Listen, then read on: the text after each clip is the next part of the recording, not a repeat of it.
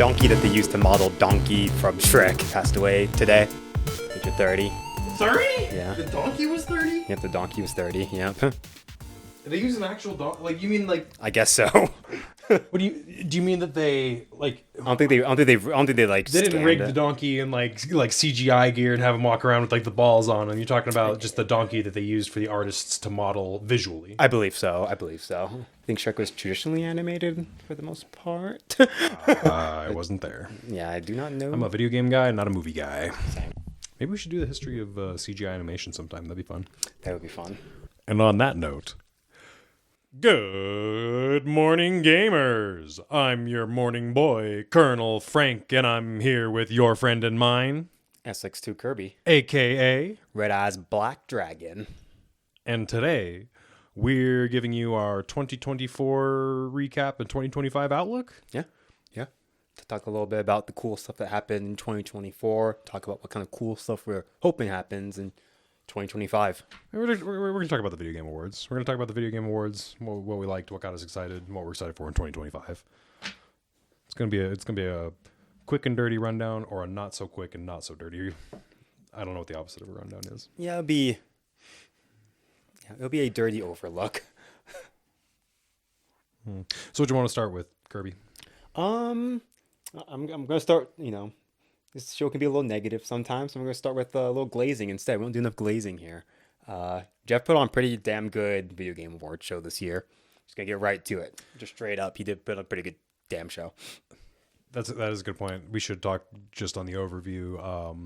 I feel like we've kind of talked shit about the video game awards in the past. Not Who publicly, doesn't? not publicly, but just to each other. We've kind of talked shit on the video game awards, but sometimes for being shill content, sometimes for being bought and paid for, Little bit. sometimes for having completely unprovoked, unrequested, unashamed celebrity endorsements. Yep. This year it was basically just a fucking really hot show by gamers for gamers. Yeah, it was actually I was pretty surprised. It's really easy to look at the past years and you see just, celebrity that has nothing to do with games, and then celebrity that has nothing to do with games, and then a bunch of corporate shilling, and then you wait hours and you finally get your 2-minute teaser of Monster Hunter Wilds. That happens some years. But this year it was actually pretty minimal on the random celebrities, mostly celebrities who are in games or have literally anything to do with games. Some connection to the gaming industry at large. Because it could be as easy as fucking getting some voice actress who plays X character in X game from whenever the fuck. But some years they refuse to even do that, and we just get random, just like my man here said, the most random of endorsements. So it's nice to not see that for a change. It was also nice to see a bit more of a well-paced program as well. You saw some of the usual weirdnesses of let's spend 10 seconds going through these 5 awards so we can go back to showing you the 15th Chinese gacha game of the night. Oh yeah, that was weird. That was the one weird thing about the Video Game Awards 2024 is that the awards were almost like they were not welcome. All these sick trailers and reveals and marketing and all this badass stuff, and then it was oh right. We've got to do these 6 awards really quick. We're gonna rapid fire them. We're gonna give these out as quick as possible so we can get right back to the shilling. Yeah, not the shilling, but the trailers. Yeah, let's be real. There was trailers. There was video game trailers.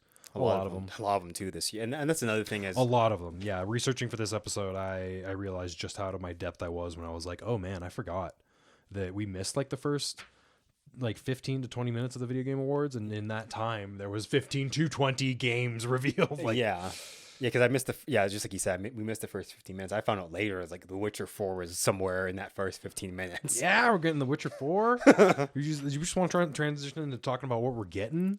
Yeah. I mean, that's mostly my thoughts on the overall show. Is it was good. I mean, I want to give the feedback to the Game Awards show because we can continue getting better. And my feedback is, keep this direction going. Okay. I think I've decided what I want to do. I want to attack this in order of least investment to most investment. So we'll start off just talking about new Virtua Fighter. Yeah. Oh yeah. Things that we're passingly interested in that neither one of us has delved that much into, but that we're kind of excited for. We'll ignore most of the stuff that was actually revealed. But then as we progress, we'll get deeper into the shit that I'm just going to go on a rant about. Yeah, exactly. Yeah, as we get closer, things will get more ranty. So yeah, new Virtual Fighter. Yeah, pretty hype. That's sick. Obviously, In general, we saw. I feel like we're starting to see some more arcade revival going on. You know, I also saw. I don't know if you saw that trailer for that game Screamer, that racing game. It's like a more of an arcade racing game. You didn't see a lot of gameplay. It was mostly flashy. Gotcha. But it's nice. It's nice to see arcade style games coming back. You know, arcade fighters, arcade racing games. You know, like beat 'em ups. Yeah. We saw that Double Dragon revive. Yep, another one. Yep. I mean, no gameplay, but I don't think they showed gameplay on that. But it's Double Dragon. I mean, yeah, we're seeing some cool arcade stuff coming back. That's really exciting. Yeah. Another thing that's kind of exciting. That was not the right segue. The other things that I've got written down in this section are in my low commitment section are Warframe 1999. Yep. That one was just fun. We already kind of talked about that, but it's fun to note how Warframe started as almost. It's interesting to know how games start as one thing and then develop into another. And I'm not talking about like No Man's Sky or like CD Projekt Red, where they release something that's supposed to be in one state and it's just not there yet. I'm talking about like where Warframe, they released a game that was like their vision that they wanted to make, and it had a very small but very dedicated following, and then they kept refining that game, remaking it, rebuilding it, not remaking it, but building upon it, iterating, patching it, and then 10 years, more than like a decade or more later, so now a decade or more later, it's completely unrecognizable as the same game almost. Yeah, it's pretty impressive. When you and I tried Warframe back in the day, it was like insect dudes. It was like weird challenging Destiny 2 with weird really weird controls. Yeah, very strange controls. And insect dudes. It was like the antagonist from Mass Effect 2. It was like and that's like dudes in like sci-fi bodysuits. Now it looks like it's just all over the place. It looks like it looks like it's done kind of a Fortnite thing, which is another game that I have in this section, which is like the Fortnite FPS mod that they released. I realized doing this list that FPSs are something that you know is very very near and dear to my heart. But it's hard to find those good single player campaign FPSs.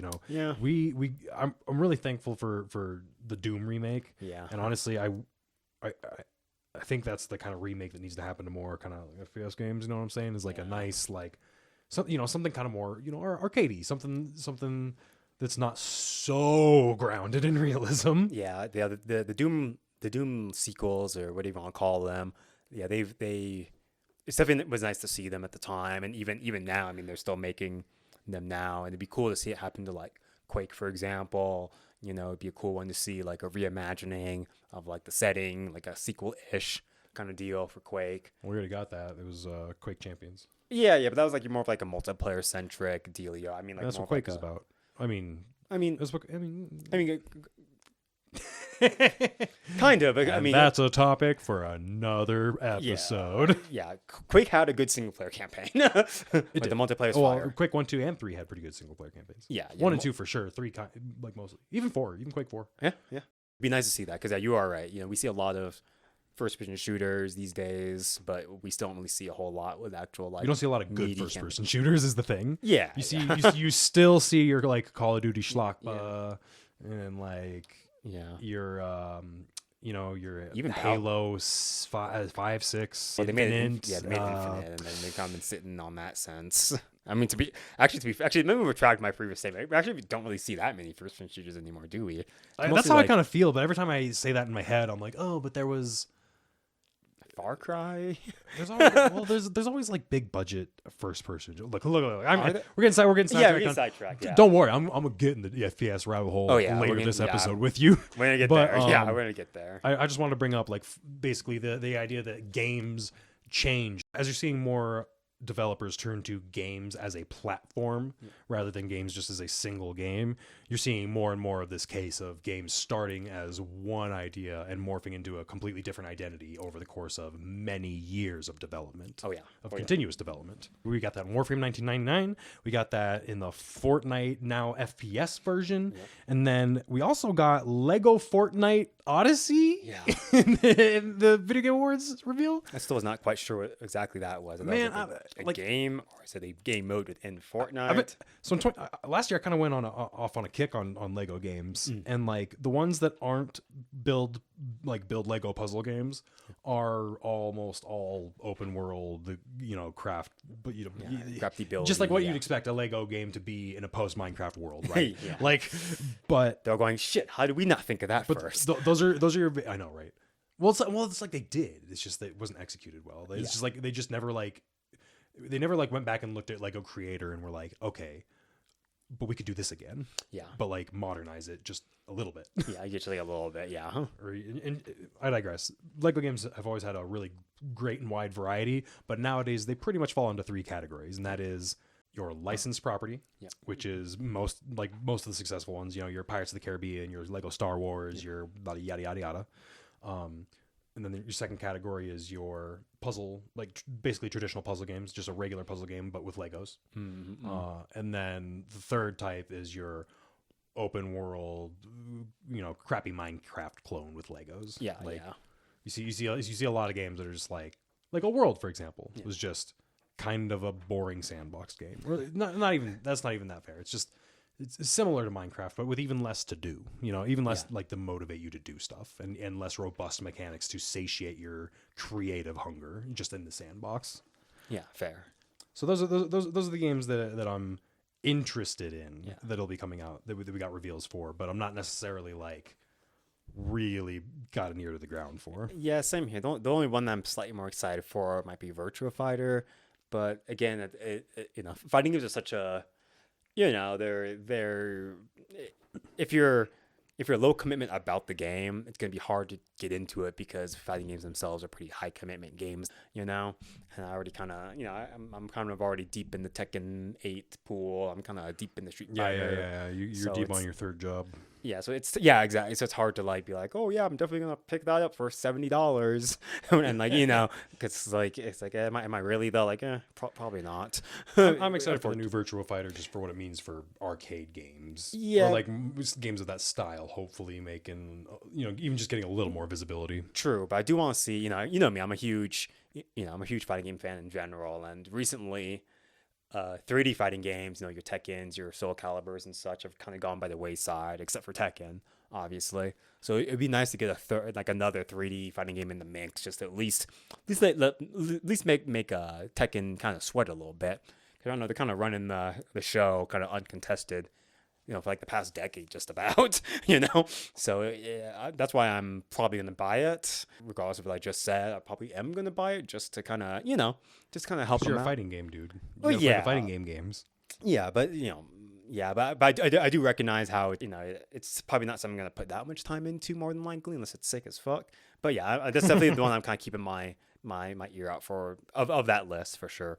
The other ones, I mean, it's Virtua Fighter. It could be sick as fuck. Yeah, it could be sick as fuck. And I did play a good bit of the 5th one on PS2, and it was a lot of fun. So I'm familiar with the franchise, but you know how fighting games can be. Are you down to spend a few hundred hours in the training room or not? Yeah, it do be like that though. Yeah, it do be like that though. Well, what do you got next for your medium commitment? Yeah, that was my low. So that's my low commitment range. My medium commitment range, I have basically all the mecha games that we got to see, as well as all of the really big name stuff that's not necessarily my shit. But to be fair, the things in my high commitment range are there's only 2 or 3 things at the entire show that are high commitment range for me. I'm a man who knows what he likes in a game. And I will pursue that. I mean, we've been gaming a long time. our tastes are, at this point, probably pretty well dialed in. It's not that I won't play those other games or that they won't be good. It's just that Yeah. when another really great third person shooter comes out, I don't feel like I've got to play it. Yeah.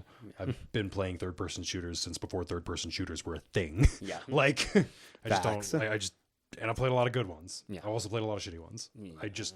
It's not my favorite game genre. Just like you probably don't feel the need to play every bejeweled ripoff that you've ever seen. Like, not every genre appeals to every person. Yeah. But I digress. The things that appealed to me in a medium kind of way for the VGA Awards 2024, we got The Witcher 4 snuck in there.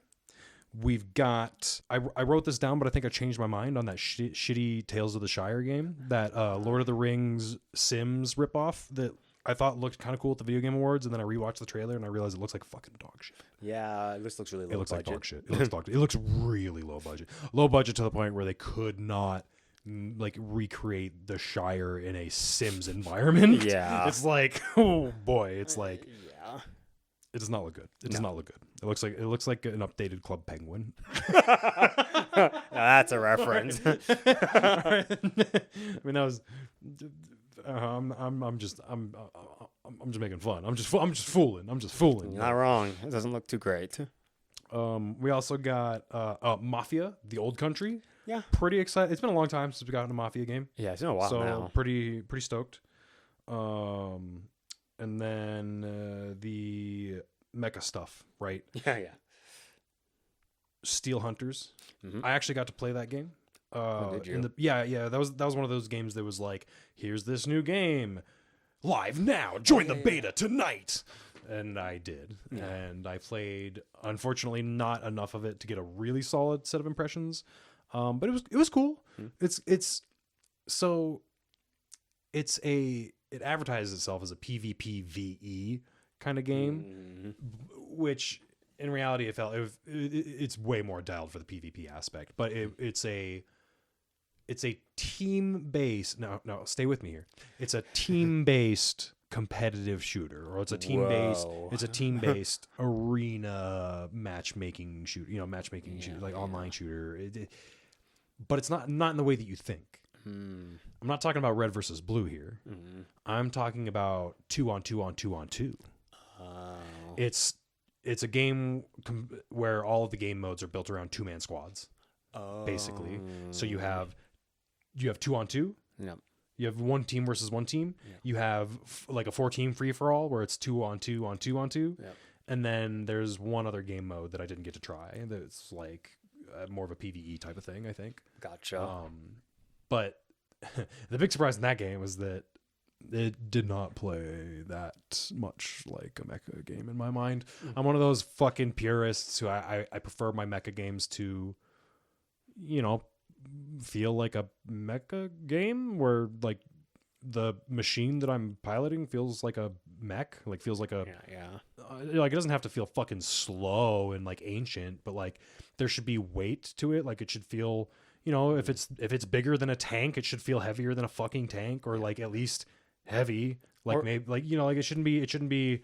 I hate playing mecha games and then feeling like I'm just playing an anime hack and slash with a robot skin on it, Yeah. And this game gives me a little bit of that feeling, but I didn't get to play enough to really investigate because the 2-on-2 mechanic stuff was also really fun. So I'll be keeping my eye on Steel Hunters to see how that develops. I'm waiting for the next beta to drop, and I haven't seen anything yet. Yeah, for me, and those kind of echo my thoughts about that game as well. Where it looks pretty fun. I'll be keeping my eye on it. But yeah, my mecha games, I do like them one of two ways. Either like old school Mech Warrior, pretty grounded, slow, kind of like some of the early Armored Core games and like Armored Core 6, and like your more grounded mech stuff. Or the other end, your Armored Core 4s and like your Gundam shit, where like they're fucking crazy. I like my mecha games one or the other. When I feel like I'm piloting just a dude, I'm not really a huge fan of that. But yeah. Well, to that extent, the other mecha game that really spiced things up was Mecha Break. Yep, I have that on my list too, actually. Which, that one looked fucking insane, right? Yeah, and I played a little bit of that one actually. Oh, you did? Yeah, when we went into open beta. Okay, so I want you to tell me everything, and then I want to come back at you. Yeah. It's like a 8v8 if I remember correctly, like an 8v8 PvP game mostly as well. The main gimmick is that at least all the mechs I played and saw have like a transforming mechanic as well. Oh, that's cool as shit. Yeah, so that's really cool as well. Super fast paced. So like almost like Gundam Seed type shit, like flying big laser beams, because it's definitely like the Armored Core 4 anime Gundam side instead. Weirdly enough, there's a lot of character like pilot customization in the game, so I'm not sure if they're doing anything on that end actually. Weirdly enough, but it was like pretty in depth. I mean, like Interesting. Yeah, like weirdly in depth for a game where you're never going to see your character. Yes, I'm just assuming there's. I don't even know. To be honest, it could be for the social, like some part of the social online component. Like maybe for lobbies, you'll yeah, kind of like I think Gun Battle Operation 2 did something like that, Okay, where yeah. you walk around as a pilot in camp, quote unquote, where you like the hub area where you're in you're in lobby, yeah. and then when you actually get in the game, obviously you're in your mech, but you do have like a pilot and an avatar and all that for Interesting. the rest of the time. It's kind of like a Phantasy Star Online situation as well in that sense. It's just a bit. It just seemed weirdly in depth for it to be just that. But maybe it is just that.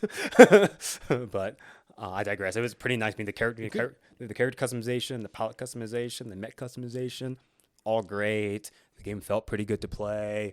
Like perhaps it was it's just fallout from the amazing character creation systems we're seeing in other games, just trickling down to that's just how good character creation is. Yeah. Or perhaps it's because the developer of Mecha Break's previous and only other title, as far as I can tell, is a little game called Snowbreak. AKA, and this is what their description of the game says on their Steam, on the Steam store page. A 3D waifu sci-fi RPG shooter. Sounds great. Sounds great. It's possible the character creation mechanics could have just been a relic of a studio who's used to making a slightly different type of game. Yeah, no, I know. I mean, that's definitely the impression. I mean, yeah, I was also aware of their previous work. Oh, you were? Too. Yeah. When I checked out Mecha Break, I was like, who's this CSUN Inc? I was like, okay, they made one other game, and it's a it's a fucking Korean gotcha game. Sick. So my only big concern, not we've unknown that kind of. My only big concern with Mecha Break would be the monetization. There wasn't any monetization to speak of in the beta. There wasn't. No, not really. There was like, I think there's like colors and like some shit, some stupid shit like that doesn't matter. But I'm of course worried about paying for power. That's always the thing I'm worried about, especially in a game like that, a game that's like seemingly solely focused on PvP. And the game's gonna be free to play, so it's always a question of how they're gonna make their money. When it comes to these free to play games, is it is it just skins or what's the only other down? free to play mecha game. The only other free to play online PvP mecha game that I've played recently is Gundam Battle Operation 2. Yeah. And that was an experience. Yeah. That was a nothing but good experience. Yeah. I don't know how to play this without a camera on my face. Yeah. It was not good. Yeah. Look at the Steam reviews. It's not good. It's not good. It's not good. I heard not good things. I waited for a long time for that game to come to the PC from the Yeah. PS4 to be able to play it because I didn't have a PS4. And you know what? Goddamn sucks. The game goddamn sucks. I mean, the game itself doesn't. It's complicated. It's complicated. It's complicated. So when it comes to Mecha Break, that's kind of more in my high commitment range because I played it. I had a good amount of fun playing it. It was one of those days where you kind of miss the game after you're done with it. You're like, man, I wish I could just That's a good sign. fire back up some Mecha Break. Once because again, like fucking mega games haven't been a thing for so long. I feel like I'm kind of thirsting for anything that can scratch the itch. Next up on my list is I've got a couple more stragglers before we get into the really big stuff. I saw that Split Fiction game. Yeah. Hazelight's new co-op only banger. Yeah. I've never played one of their games before, but they do always look a little interesting. I've been kind of getting into the co-op only games lately. Like they're good. They're fun. So I am keeping an eye out for Split Fiction. Yeah. The other one that I'm just keeping an eye out, Outer Worlds 2. Mm-hmm. I did not get a chance to play the Outer Worlds, but every fucking buddy on my Discord was playing it for a while. Yeah. That game looked good. The Outer Worlds 2, that game looked good. Yeah, I'm excited. I should have moved that one up on my list. That one, I'm keeping my eyes on that one. Yeah, I'll definitely keep my eyes on that because again, I also did not play Outer Outer Worlds 1 either. I was interested in it, but when it comes to me and Western RPGs, sometimes they're not totally my cup of tea, so I tend to not really pick them up too often, I feel like. But that one sounded quite good. I haven't heard too many bad things about it, so I'll probably keep an eye on this one. Probably actually check out this one. It's also Obsidian. I mean, they make pretty good games for the most part, so that makes enough sense. Yeah. And then yeah, and then after that, it's just back to like the big name stuff that I am either not that excited for, like passively excited for, or very excited for. Passively excited for new Ninja Gaiden. I heard Ninja Gaiden Ragebound, and then like Witcher 4. Yeah. And then the ones I'm really excited for are fucking Okami 2. Sequel. And fucking Onimusha. New Onimusha, dude. Yeah. Oh, fuck, am I ready for a new Onimusha game? That trailer popped on, like, oh boy. I was real pissed at Capcom for not hooking it up with the Monster Hunter Wilds trailer. And I was pretty confused, to be honest, the whole show. Like, what the fuck, Capcom? The game's coming out. Well, we figured in 2 we were months. saving it for the end. I was like maybe. Well, I figured they were saving Monster Hunter Wilds for the last trailer. You figured no way because GTA 6 has to be the final trailer. And neither one happened. Neither one of them was. but I didn't realize Capcom was cooking, though. I didn't realize they were cooking that. Capcom was cooking hard. That shit was crazy. It's one thing to show up and not show Monster Hunter Wilds. It's two things to show up with Onimusha, but they also showed up with Okami, and they also said that Hideki Kamiya is back with Capcom. Like, what the fuck does it even mean? Yeah, because That's a lot. Yeah, because he's the director of Okami 1 and Devil May Cry and Resident Evil 3, and he left Capcom after the big drama with Okami, and all those games. So to have him back after all this time is fast, because he was with Platinum, but now Platinum is going under the shit. So then he leaves Platinum, come back to Capcom. Like, it's just nuts. It's very interesting to me. And what's even crazier is the guy who took over for Devil May Cry after Hideki Kamiya left, Itsuno. He left Capcom last year after Dragon's Dogma 2 came out. Oh, they did a little switcheroo, huh? Yeah. So a now, little director swap. It's really weird. Yeah. So now I'm predicting. I mean, now my head's just going to a crazy place. Like a Devil May Cry 1 remake, Devil May Cry 6, I mean, maybe. You don't know. Beautiful Joe 3. Dude. Well, I mean, Switch 2 coming out. That's what I'm saying. I mean, dude, that's what I'm saying, dude.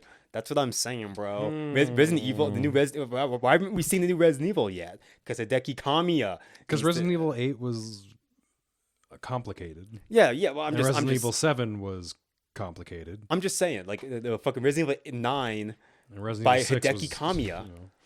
Bro, that's crazy. That's crazy. I feel shit. Like you dreaming. You're dreaming, dog. No. It sounds like a dream. Okami 2. No, that is. You're right. We may be in the dream timeline. Yeah, what sounds crazy is Okami 2 and new Onimusha and new. No, I can't say it yet. Yeah, not yet. Yeah, we'll get to that. I almost popped off there. But like real talk, like I'm like Okami 2 is a big shock, right? It definitely makes my mind turn some gears of what's going on at good old Capcom these days. They've really turned a new leaf over there. Yeah, it's just a short while ago, less than a decade ago, they were canceling our favorite franchises and killing Mega Man and fucking curb stomping his face into the fucking ground. Yeah, it was a tough time. It was a tough time for a bit there. Introducing auto combos to Street Fighter. Jeez, yeah, it was a Marvel vs. Capcom, killing Marvel vs. Capcom. God, yeah, it was God, killing Lost Planet, like all the Lost Soldiers. Lost Planet, man. All the fallen soldiers. This is the price we had. Just remember, we had to pay a very hefty price to get to this point. But thank God we're finally fucking here, where we can finally see a new goddamn fucking Onimusha after like 15 fucking years. Turning Resident Evil into a fucking first-person shooter. Like, good lord. It's been an interesting time. Dude, that was honestly best thing that's ever happened to Resident Evil. Fuck you. Well, Fuck yeah, you. I don't mind the two new ones. Don't drag my favorite genre's name through the directs like that. Fucking Resident Evil 3 remake making the exact same having the exact same issues that the original game had and failing for the exact same reasons. Like, what the fuck? How's it even happen? Like, how do you take an anemic game like Resident Evil 3 and take out even more content? This is insane. And remaking old games is hard, man. It's just Look at Square Enix. God. Oh, speaking of old games, Next thing on my list, Project Robot. Yeah. That was that new Team Ico banger. Excuse me, that new Gen Design, as they like to be known now. Yeah, I mean, shit. If it's a game made by those guys, I'm looking at it. Pretty much, actually. So fun fact, I couldn't really remember that trailer, and I went back to look it up, and I was like, oh right, this is the Team Ico banger, and then I went to look that up, and I was like, what have those dudes been doing? Because I don't, and it said it was like, you know, from the creators of Ico, the creators of Shadow of the Colossus. I'm just like, yeah. Fucking, and what else, my dude? Like, it's been fucking 20 years now. Like, come on. And so, like, I went and looked it up, and I was like, the only other fucking big thing they did is The Last Guardian. And I was like, what the fuck is that? And then I looked it up, and then immediately the moment I saw anything from that game, I was like, oh yeah, this is that titanically huge game, dude, done by the people from Shadow of the Colossus and Ico that I was so fucking stoked for that I never played because the launch of the PS4 was so fucking bad. Yeah. I just assumed all of those games sucked dick. When the marketing for that, and the marketing kind of dried up for that game. I remember them showing off like 1 million trailers for it. It had a tech demo that was like awe-inspiring, and then I never saw anything else. Yeah, I never heard about it. But I think it was like a year one fresh banger for the PS4, along with like The Order 1886, and like Killzone, Shadowfall, and like other flops. Well, I think I digress. Yeah. Project Robot, the next gen design banger. I'm looking forward to it. Yeah, I wish they would. Again, you know, with me when it comes to trailers, I'm a big like gameplay guy. Like, you know, let me at least see like what this game is. You got two options for me. You got two options to prove your mettle to me. You can give me the best option, no matter who you are, is to give me a fucking trailer with full gameplay. Yeah. If I can see some goddamn fucking gameplay, I can make some goddamn fucking educated guesses about how I feel about the game. Even if it is done up, you know, even if it's done up gameplay, as long as it is mostly gameplay, I can be like, okay, I can tell how much I'm going to like that game. Yeah. The other thing you can do is you can build pedigree. Yeah. You can really, and this is hard to do for me because you have to have a good fucking pedigree for me to actually expect anything from you. Yeah. So like you got to release good games. Yeah. Good game after good game after good game. Yeah. Or if you've only released one good game. You know, that's like I'm looking for your next good game. You know, like where's it at? Actually, to that, I actually just bought this is unrelated, but I did just buy a new point and click game from. We were talking about Wormwood Studios, from the dudes that made Primordia. Yep. They did make another game after that. Primordia does have not a sequel, but it's got a spiritual successor. All right. Point and click game called Strangeland. It's a horror. It's like a horror game. Yeah, it's a fucking like weird, surreal horror point and click. Yeah. So I thought that was pretty cool. Oh, that's cool. That's cool. But yeah, the robot game, it looks cool. But they showed off looks compelling. I'll give them that. They showed off looked a little compelling. Do you want to get back into The Witcher? Yeah. Let's talk. Let's go back for a second and talk about Witcher real fast. Yeah, so I missed the Witcher 4 trailer at the time, but I caught it later. Looks cool. It's mostly CGI, but whatever.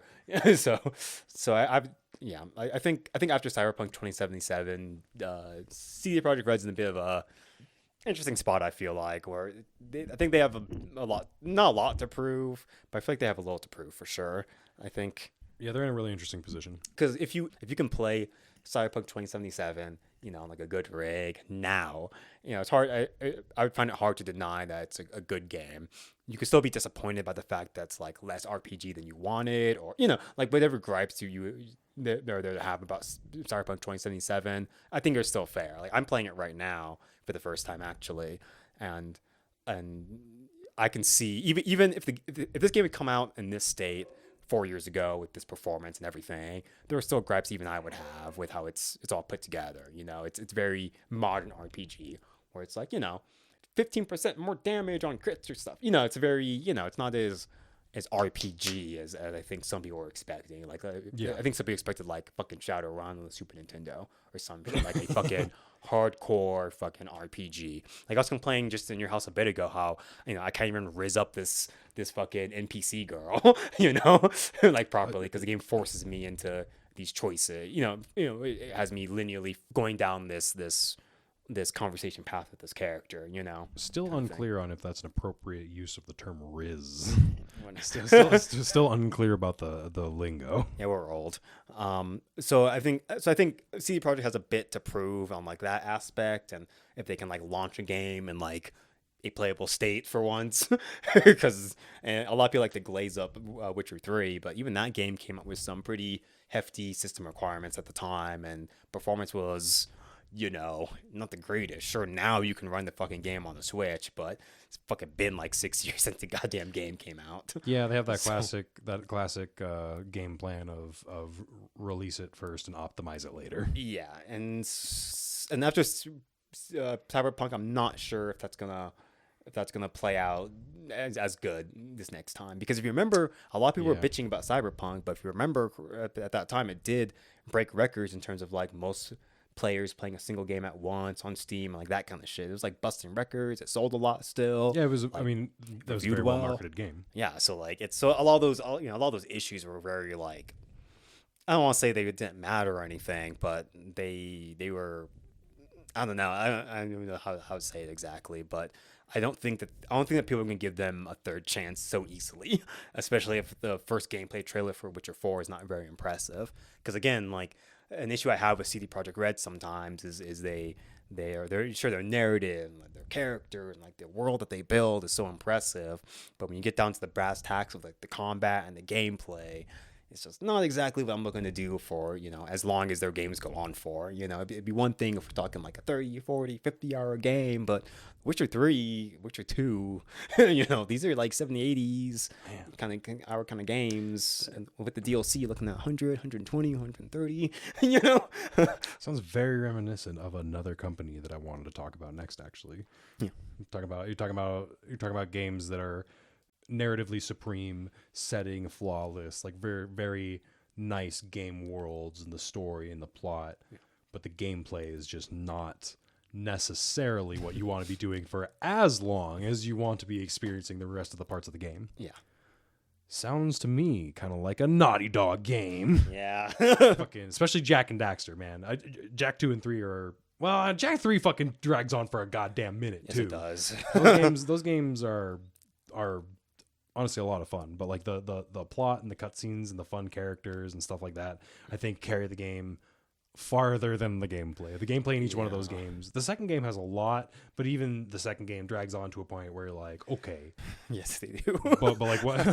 like when am I gonna end the game? Because now it's getting to the point where I've unlocked all these different mechanics. I got 4 fucking guns, or in like the first game, it's like I got a dodge roll. I got all these different platforming mechanics. Yeah. You build up this huge arsenal throughout the game, and then you're like, okay, shit's getting hard now. I don't want to have to learn how to use this on too many more things before I'm expected to end the game. When fucking Jack 2 starts fucking pretty hard, because there's that era where it was a sequel. You played the first game, right, motherfucker? Yeah, you played the first game, right? Yes. So we're gonna start you out like there, and we're just gonna fucking get harder from there. Jack 2 is also doing the thing though, where it's like, okay, we're gonna start you off where you left off in the first game. You have access to your full kit, all the long jump, the short jump, the roll jump, all that shit. You got access to it right out the gate.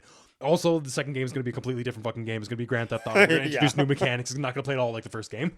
And then so it's like they had to do that because like most of the game is not like you didn't have any extra time in Jack 2 to fucking go back and talk about how Jack 1 worked, dog. Yeah. This is Jack 2. This has nothing to do with Jack 1. Yeah, like nothing to do with it. It's like almost a complete, except when the game it goes like, hey, these platform mechanics, you want to like use them right now? Yeah. It's just like, like randomly throughout the game, they just decide, oh yeah, this was a platforming franchise at some point. And with age, it only gets worse, right? Fucking Uncharted. Yeah. Last of Us. Yeah. Last of Us is a great game, but it is not... Well, I mean, it is... Everything about how impressive it is as a third-person shooter comes down to how seamless the gameplay blends with the rest of the elements of the game. Yeah. The actual third-person shooting mechanics are like... nothing that creative. You got your standard your chest high wall affair. Yeah. You got chest high walls, and then you got regular walls, and you can stick to both, and then you can peek out from cover and take pot shots, or you can sometimes throw a nade. Excuse me, a Molotov cocktail or a brick. Yeah, or a brick. Yeah. Or something. And you can do the Metal Gear Solid thing where you fucking throw a brick across the room, and you can make their AI go to the brick because they heard the sound. Hey, whoa, whoa, Pretty whoa. cool. Are you implying that this game's really not that more complicated than the fucking PlayStation 1 game? That's exactly. I'm glad you picked up on that. That's exactly what I'm implying. Pretty cool stuff, but altogether, in terms of like systems, it's not that complicated. But there's the crafting, man.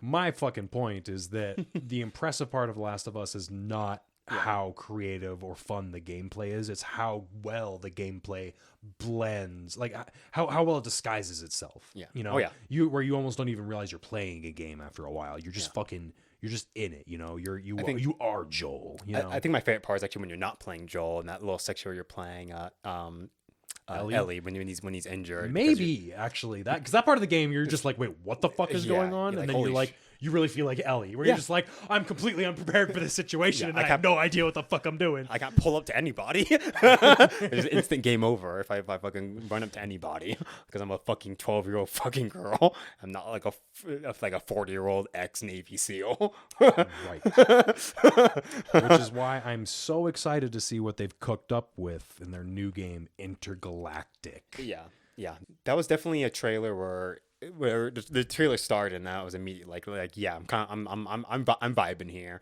I'm vibing here for sure.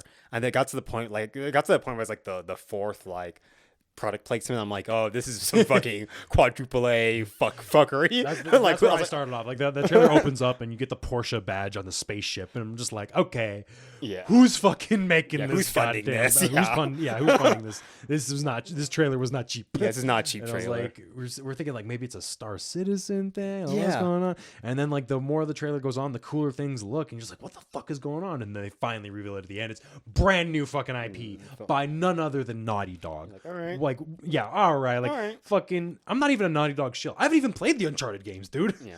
But I know that the Uncharted games aren't bad games. No. And I have played all the Jack and Daxter games. And I have played all the Last of Us games. And I expect Naughty Dog to be able to deliver some fucking content, baby.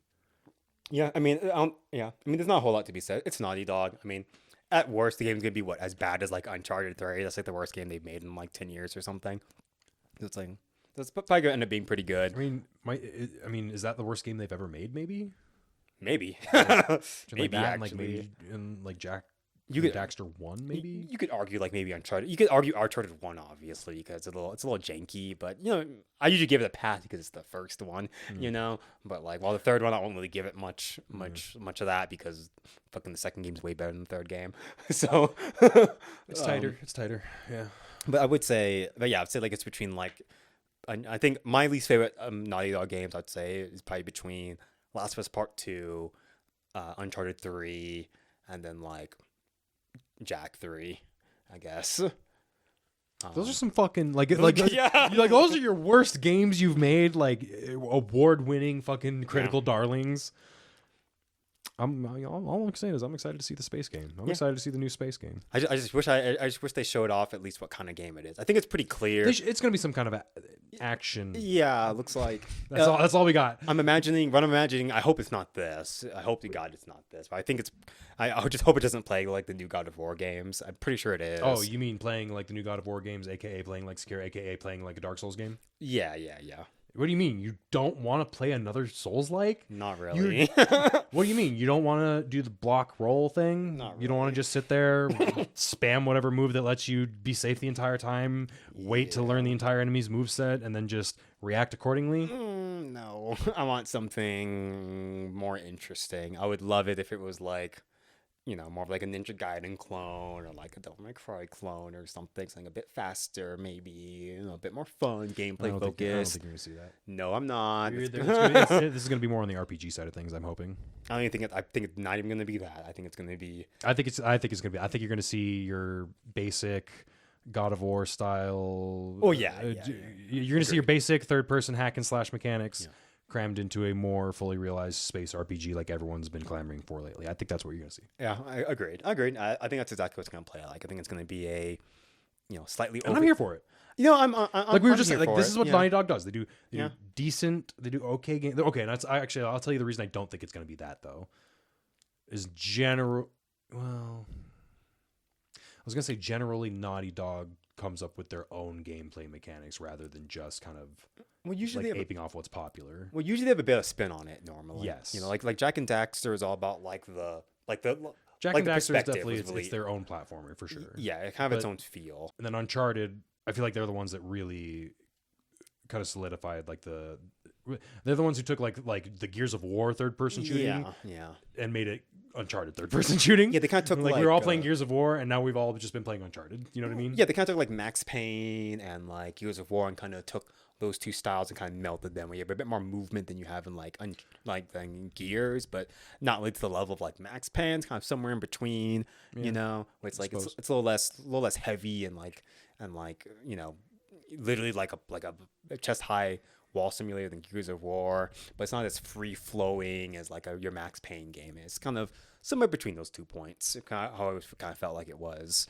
So we'll see what they do with this game. I don't think it'll be just as brazen as just playing like a Souls like any of those, like Dark Souls or like a God of War. Or I don't think so either. I think because I know, because the big talking point about Intergalactic, as people have been kind of discussing it, is that last little section where she like runs and like jumps off the rock and there's like a backflip and tries to stab the robot dude. Yeah. A lot of people are like, you know, what if that's the gameplay? You know, what that is the gameplay. I think that's my point. Yeah, I know. Yeah, that's kind of been the big talking. Whether that little section of the trailer there is gameplay or not.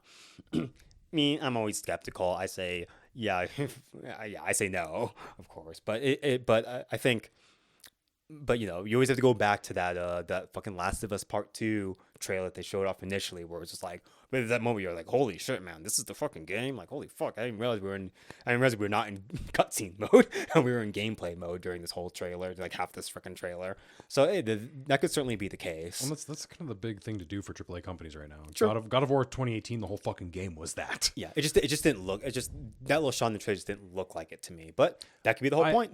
I agree. I think it was your classic. It was in engine and it was gameplay, and then they took it and they modified it and gussied it up and made it way more cinematic for the trailer. Maybe. But I think it was intended to be gameplay. Yeah.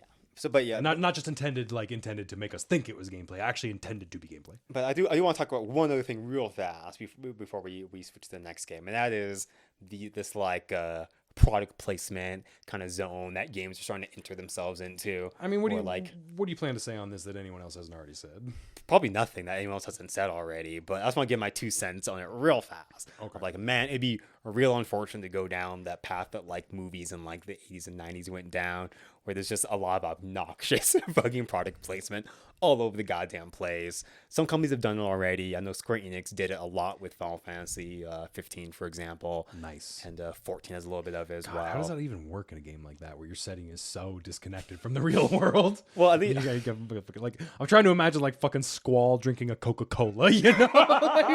like, how does that even fucking work, man? yeah, I mean, there's a whole cup noodles side quest in Final Fantasy 15. No, yeah, that's because you've seen it because you remember they had the cup noodles promotion. I mean, we fucking bought the Final Fantasy 15 cup noodles at our fucking gas station. Yeah, they back always then. put like I mean, they put Sonic on your fucking Yeah. Like putting characters on label like that's one thing, but putting labels in the world for the characters that's a difference. That's going the other way, my dude. That's swimming upstream. Yeah, that's just crazy. Yeah, so I would love it if that didn't happen for sure, because it's very ridiculous. It's hard to make it work. It's one of those things you have to kind of lean into the fact that it's silly a lot of the time, which isn't bad. Which can work in a video game. Yeah, it depends. I think the Porsche spaceship is that's a perfect example. It all depends on your tone. Okay, I feel like, for example, Death Stranding had the very silly Monster Energy drink promotion, but that game has that Kojima style where like it's stupid and zany. sleek. It's trying to attract you with its unique zany. There's nothing like this kind of. It's Yeah. surreal. That whole game was like surrealism. Exactly, but I feel like in something like Intergalactic, you know, it depends on the tone, of course. But it could come off as too silly, like in Final Fantasy 15. The reason where it's a I little think too silly. I think it's gonna stick is because they seem to be going for a hard 80s Sure. grunge theme. It's just after Last of Us Part 2. it's hard. It's just hard to imagine. I think this is what a lot of people are struggling with Intergalactic. Actually, is after Last of Us Part Two, is it possible for a Naughty Dog game to make you smile? You know, Jesus Christ. like is that even like a possibility anymore? Or are they too deep in like the Oscar award winning? Are they Square game? Enix now? Well, not even Square Enix. You know, Square Enix can at least make people smile. You know, Bro, like, when is the last time Square Enix made you smile? Well, I mean, they make a lot of silly games. They make a lot of silly, child-friendly games still from time to time. Bro, like what? Square Enix? Yeah, like I mean, World of Final Fantasy, the Kingdom Hearts franchises, like they still Kingdom make. Hearts franchises are the definition of we're so far up our own asses we can't No, I'm breathe not. air. No, I'm not talking about that. I'm not talking about that. I'm talking about a depression simulator. You know, I'm talking about a game that's sole purpose Gotcha. exists is to present To like make you a- think. well, not just think you think, but present a dark, depressing, sad world where all you have is a bunch of sad characters who probably wish they were dead instead of going through this narrative. Actually, Man, see, and they're very. This is why. Sorry, go ahead. Yeah, and they're very deep in that. And even as someone who had, you know, mixed-ish thoughts of Last of Us Part 2, it is hard to imagine them making a game that is happy. Actually, it really is Man, for me. This is why. This is why creators do not make sad things, is because you cannot fucking be like, you can't be successful. People just can't handle it. They can't fucking, you make one sad thing. You make literally, they've made one franchise, not even a trilogy. They didn't even do a trilogy. They probably knew people couldn't handle 3 games like all their other fucking trilogies they've done. They're just like, we'll do 2 games. Yeah. One of them's going to be honestly not even that sad. And then the other one's going to be real fucking sad. Yeah. And then now everyone's just like, oh man, this company that's made fucking a dozen fucking games. All of them are complete fucking bangers. Half of which are all about riding like the highest highs ever. They made this literally was one game. They make you real fucking sad. And now you're like, is that all they can make? I don't. Hey, they could prove me wrong, just like Square Enix and a good Final Fantasy. They're allowed to prove me wrong whenever the fuck they feel like it, you know. But that's my one thing with that game, where just and that's why they try to have that tone in the trailer of like, oh, we're like, I'm like a wisecracking, bad bitch having a conversation with my equally wisecracking bad bitch on the telephone about some badass mission I'm about to go on. That vibe, and like the vibe was good. The vibes were good, but it is one of those things where I just think that Naughty Dog have pushed themselves so far into like the Oscar award winning game thing. It's hard to imagine them making a game for like just pure enjoyment anymore. And to be fair, Neil Druckmann, the guy who wrote Last of Us Part 2 and is writing this game, he's had many statements about, how games have to become super serious and we've gone so far since Mario and all that kind of stuff. So it's just hard to divorce. It can be hard to divorce the creator from the creation and previous works from a new work for sure.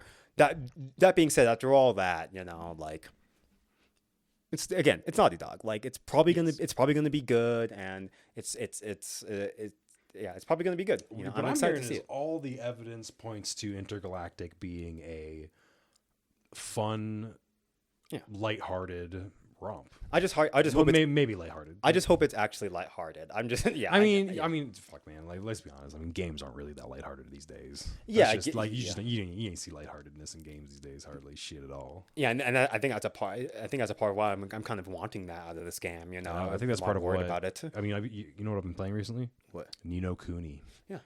That game. That's. Thank you. I think I finally just realized why I keep liking that game more and more every time I play it. Even though every time I play it, I find more and more things that are wrong with the game. Yeah. That game could have been the greatest of all time. It is. Well, it is kind of the greatest of all time, dude. Yeah. I spent my first 15 hours of playing that game, 11 hours of it just reading a book, like a book in game. Like the game is really, really good. It's just made by level only 5. if you're playing it and not like looking at it objectively. Yeah. If you're looking at it objectively, then it's like, well, then the writing is weak, and then there's more backtracking than other similar RPGs of the same time period, and the graphics aren't as strong as other cell shaded entries in the time period, and it drags on forever, and it's paced like an old school RPG, not something more akin for its time period. Like, it just feels a little bit ancient for that time period objectively, and like But man, this bitch ages like a fine wine, though. It's the kind of thing where you go back 20 years later when gaming has developed into this fucking overly edgy Oscar bait fucking minefield. Yeah. And it's so fucking refreshing to just pop the cork on a fucking 20-year-old game, 15-year-old game, 10-year, whatever, on a game that's lighthearted and refreshing and and takes itself seriously, but not too serious. Like that's the thing. We've gone past the stage where the director and the team making the game is taking themselves seriously, and you can feel it. Yeah. We're to the point now where the studio and the company and the sponsors and the donors and the industry at large is taking the game seriously. Yeah. And the audience and the award shows and the critics and the public and everyone else is taking the game seriously. We've got there. We're grown up. We're a grown up medium now. Yeah. Games are taken seriously. They're not lighthearted and fun anymore. Yeah. And just like movies, they're no longer like lighthearted, fun things made by like an amount of human beings that you could possibly know. Yeah. Like they're like these like titanic super projects undertaken by multiple companies with multiple staffs from multiple countries. Yeah. So it's just man, it's like a fine wine.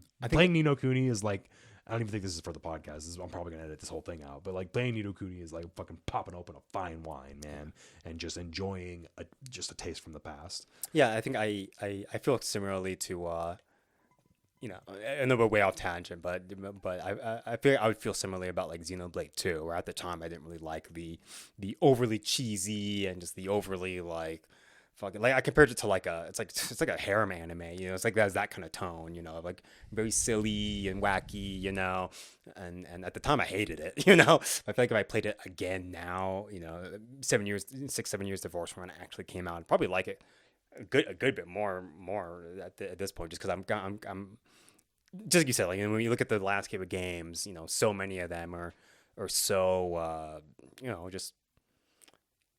just take themselves a bit too seriously sometimes. It'd be nice to go back to that era of like something a bit lighter and fluffier, but but I digress. To go back to Intergalactic, I'm excited for it. I want to see more. I want to see some gameplay.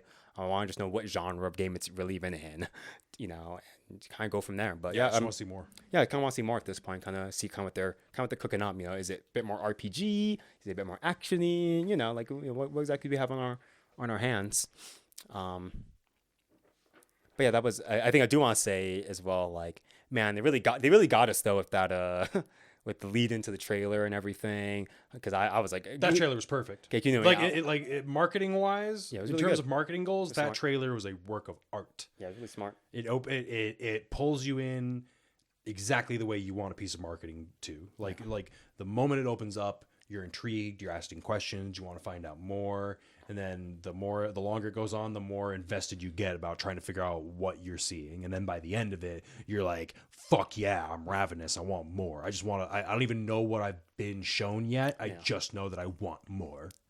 Oh yeah, 100%. Well, we'll have to save the rest for next time. Ladies and gentle gamers, thank you so much for listening. I've been your host, Colonel Frank, and he's been the most SSX2 Fuck, I fucked up your name, bro. Damn, just call me Red Eyes Black Dragon. If you want to support the podcast, you can do that for just a few bucks a month. Head on over to patreon.com/goodmorninggamers with a Z. That's patreon.com/goodmorninggamers with a Z.